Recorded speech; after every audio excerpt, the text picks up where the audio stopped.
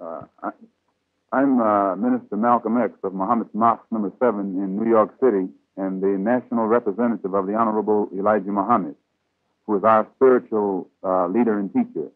And Friday night, April the 27th, at approximately 11:15 o'clock, in what has since come to be seen as a tragic comedy of errors, police errors, 7 innocent, unarmed black men were shot down in cold blood by Police Chief William H. Parker's Los Angeles City Police.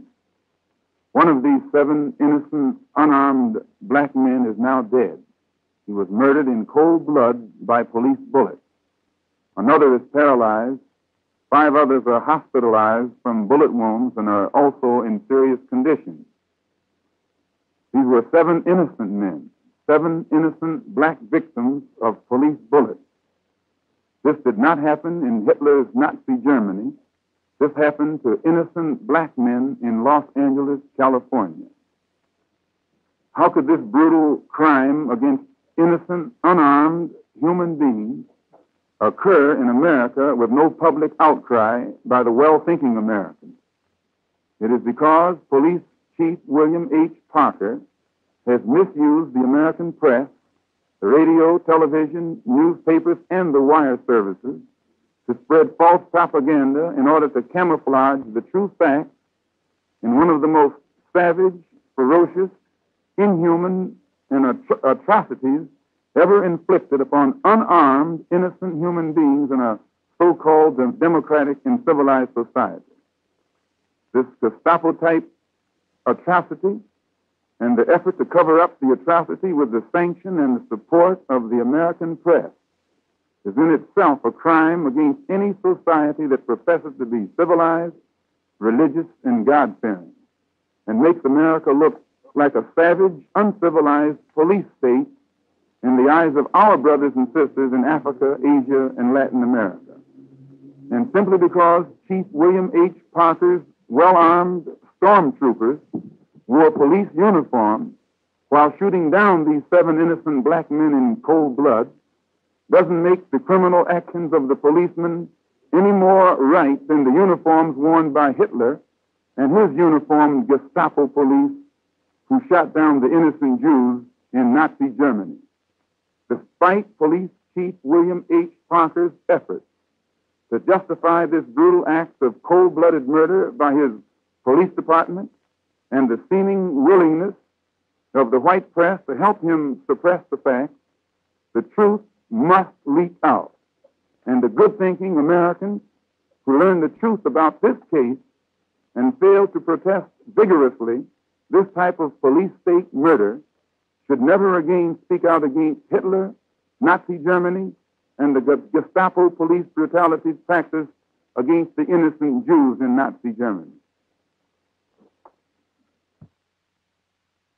Of the National Association of the Advancement of Colored People, written to Edward Warren, president of the local NAACP, what he says, and I quote, the national office supports fully the protest which the Los Angeles branch has lodged in the brutal police killing of Ronald Stokes.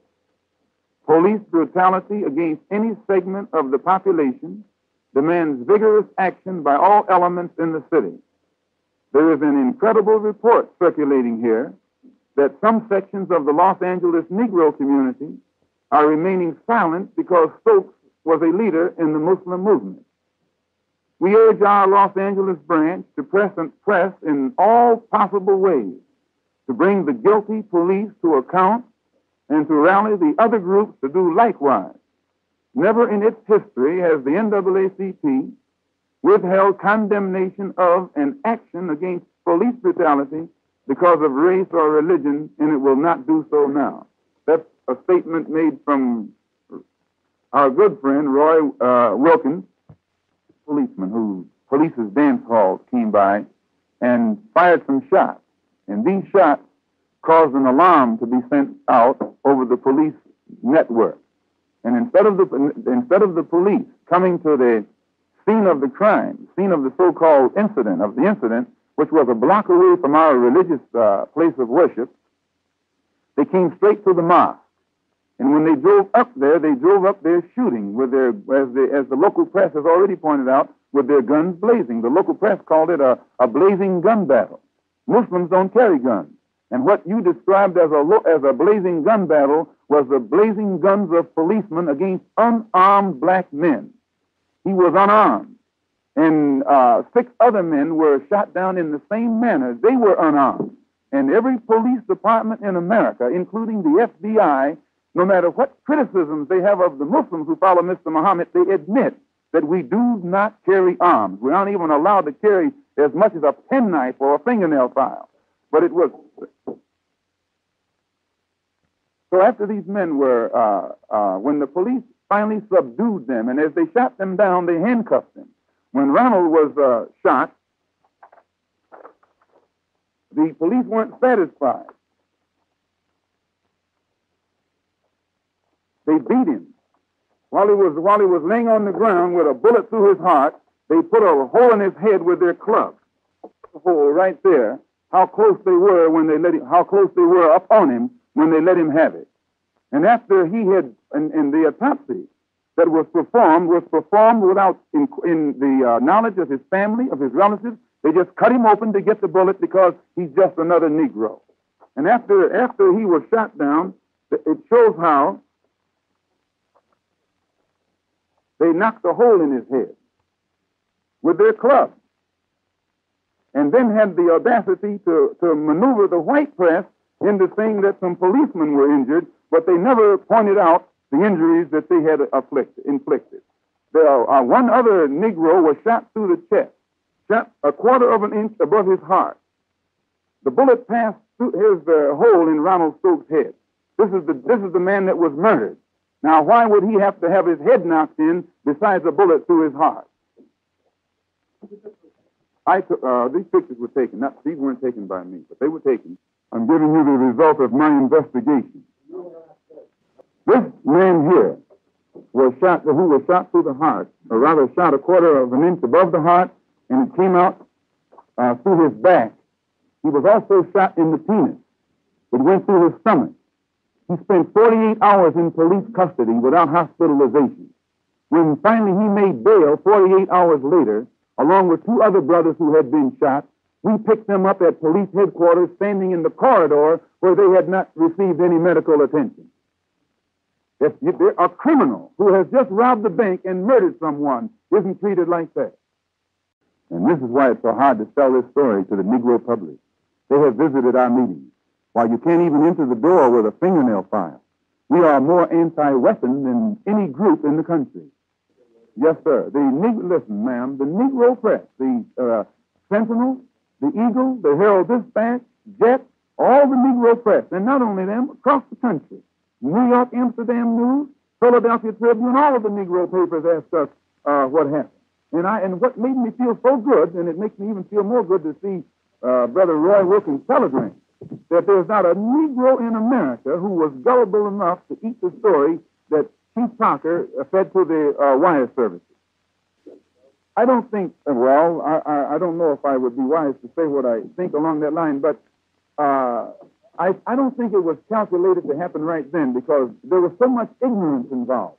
So many ignorant moves were made by the police, it's impossible for me to believe that the police could have planned that thing. They made too many mistakes. They were very foolish in practically everything that they did. I'm inclined to believe, as one of them did say this, when they were shooting up, they shot around inside the mosque, so much so that we found bullets laying on the floor inside a religious house of prayer.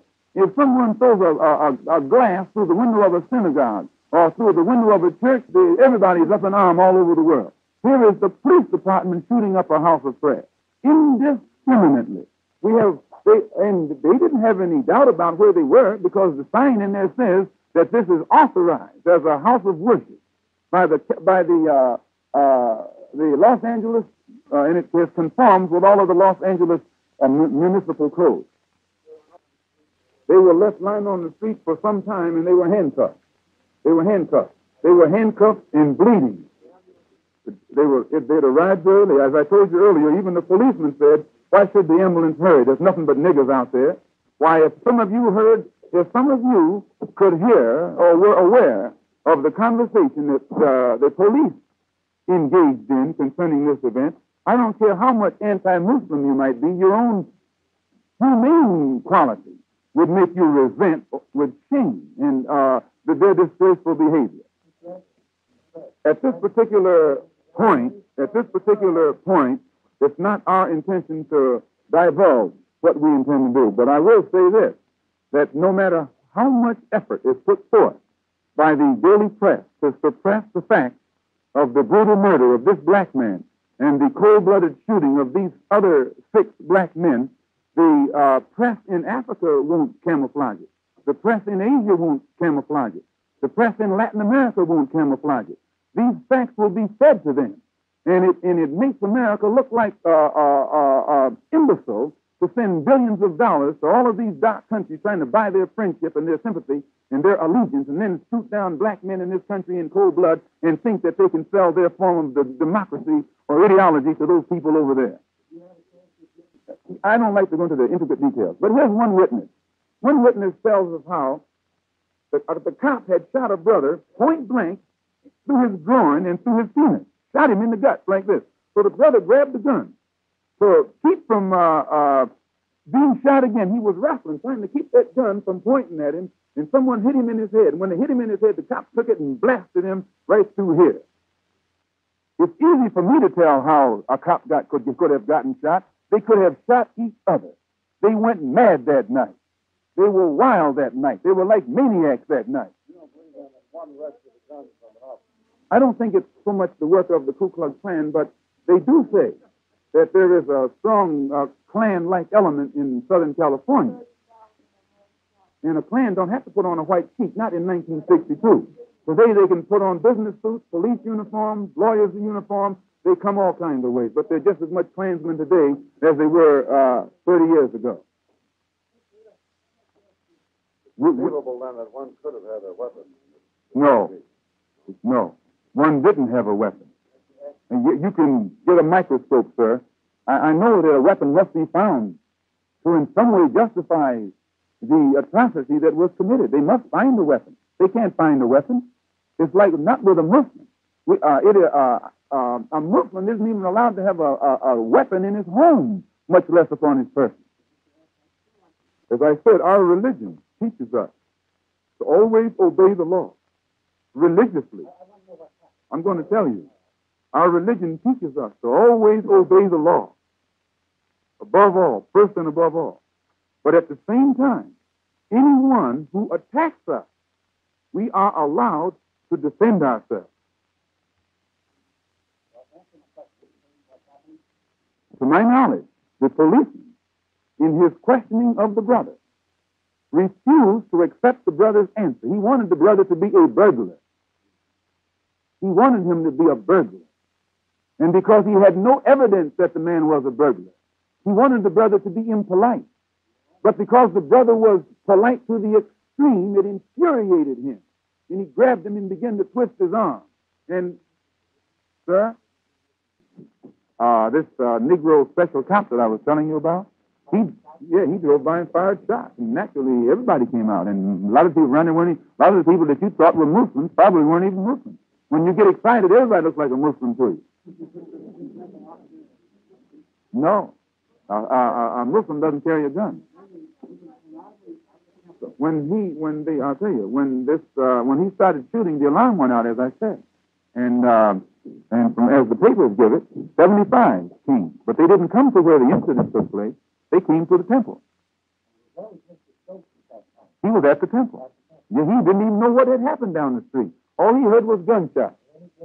No, sir. When he heard gunshots, he asked his wife, who had his little baby, to please go in the back someplace. There's trouble outside. And he went up and made a telephone call. And when he came downstairs, then this is when the general alarm cops had arrived. And they arrived, as I said, with their guns blazing. Yes, very important, yes. When the police in America have a special riot tactic, which you're probably familiar with. Whenever there's trouble, they pull up to the scene and firing up in the air. That's one of the tactics. This is supposed to put fright into the persons who are involved and make them be quelled. Well, this is what these police did. But when they pulled up with their guns blazing, instead of those guns blazing in the air, those guns were blazing at Negroes. And what Parker is trying to do now is make the Negroes in the community think that we're not Negroes, that we're something different, and that all of them should be against us. And once he gets us out of the way, what they don't realize is they'll start on him. Sir? Well, any type of unity that's displayed by Negroes today automatically is a threat to the power structure or the status quo. And today, for the first time, Negroes are beginning to show more unity in America than they've ever showed in the history that we've been here. Our differences are set in the background. And this is dangerous. This is considered dangerous by some elements. Ambulances were rushing to the mosque. So one officer said, what they rushing for? Just a nigger, just another nigger shot. And when he got to the precinct, he turned to the brother and says, I hope you don't mind don't take offense at what I said back there under the heat of emotion, because some of my best friends are colored. This brother here, whose head was beaten, they told him, one officer said to the other, I broke my nightstick over the nigger's head. So the other officer said to him, well, you should have had one of the new kind, and it wouldn't have broken. When the brother who was shot through the, up above the heart and through the penis was laying on the floor, was laying in the station, the officer was telling him, nigger, get up and run so I can kill you. These things happen. Well, I think, sir, that when you read reports of the type of information that Parker has been feeding to the press, and the press has been feeding to the public, and in turn also to the police officers, it has created, as the California Eagle, you can get the answer in the California Eagle this week. Beautifully, they described how Parker has been filling his own men with fear and hatred of the black community, and especially of the Muslims. Well, when you give a man as much power as Los Angeles has given him, and you don't have anyone around here who seems nerve enough to challenge him, naturally he does the same thing that Hitler did in Germany. He begins to think that he is God, and any act that he commits is a godly act, no matter how atrocious it is. I doubt that any other police chief in any other city would dare to come along behind his men, behind the type of crime that his men committed in this Negro community, and try and sell it to the white public. I was born in America, in Omaha, Nebraska. Malcolm. Well, easy I can explain it. Well, just a moment. When you ask me about my name, if a Chinese were to come in here and say his name was Patrick Murphy, you'd know that somewhere along the line he got in trouble or fell by the wayside. Because that's not a Chinese name. No. If a Chinese person has no business with an Irishman's name, if a yellow man looks absurd wearing a white man's name, it's even more absurd for a black man to have a white man's name. If the Negroes, and you ask for an explanation, you can take my explanation. If you want it, take it the way I give it to you, or you don't want it. The Negroes in this country who have English names, those names represent the last slave master who owned their grandparents. It is not their name. It is the slave master's name. So when we become Muslims, sir, and we turn back toward our own culture, we cut aside completely those things that stigmatize us in this country. The history of the black man, before he was brought to this country, you'll find that he came from Africa, which had a Muslim culture and Muslim civilization, a great part of it. And the Mali Empire stretched from the Nile River over to the shores of West Africa. That was a Muslim empire. The Moorish Empire was Muslim. The empires that existed in northern Nigeria were Muslim. Kano, one of the oldest cities in Africa, was a Muslim city 500 years before Columbus discovered America.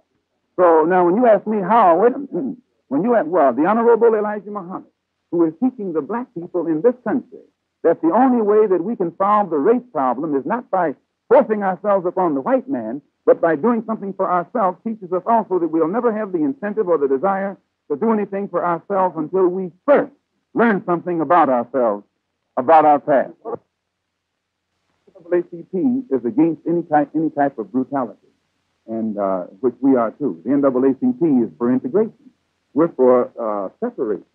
And we agree on the objective, but we disagree on the method. Actually, what both of us want is human dignity for the black people in this country.